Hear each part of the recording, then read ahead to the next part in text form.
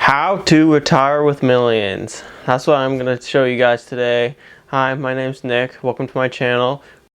Today I'm going to be talking about the potential of investing. When people save for retirement, most people just try to save their way to retirement. But the best way to do it is by investing. Why is investing the best way? Well, you have the power of compounding interest. What is compounding interest exactly? Well, the best way to describe it is like in those cartoons when you have a snowball and you like roll it down a hill, and then as it rolls down it gets bigger, and then as it gets bigger it gets bigger and bigger, and then as it gets bigger it gets bigger and bigger until it reaches the end of the hill and it's this giant snowball. Most people start saving for their retirement when they're in their 40s or 50s because they're like, oh, I'll just wait for it until I get older. But that is the wrong way to do it.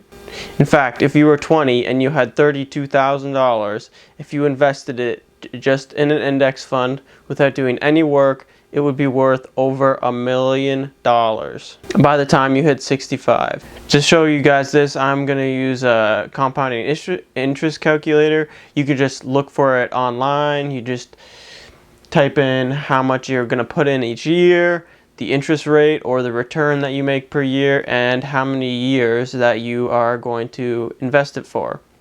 Now, one of the most common ways people invest is they just invest in the S&P 500 index fund, which is 500 of America's most safest stocks.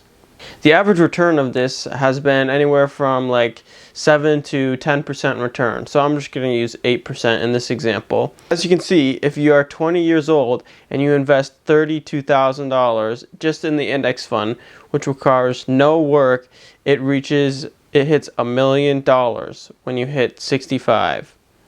I know what you're thinking. I'm 20 and I don't have $32,000 sitting around. Well, the good news is you still have 45 years until you retire.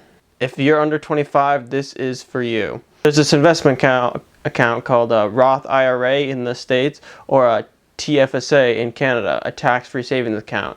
These are tax-free accounts, which means all of your gains in these accounts are completely tax-free. Now, the contribution limit varies a little bit. It has been $5,500 for the past couple years and is now $6,000. So I'm just going to use $6,000 as an average for your years in investing. Now I'm going to go to my compounding calculator and type in $6,000 per year you're putting in when you start at 25.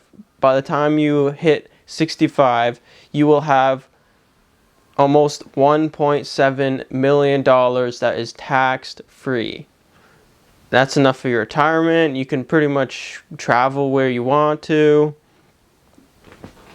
That $6,000 a year for contribution space is the bare minimum I would suggest investing. Even if you just wanted to put it in an index fund for that 8% return, I would recommend you put at least that $6,000 in. But what if you didn't want to do it when you were 20?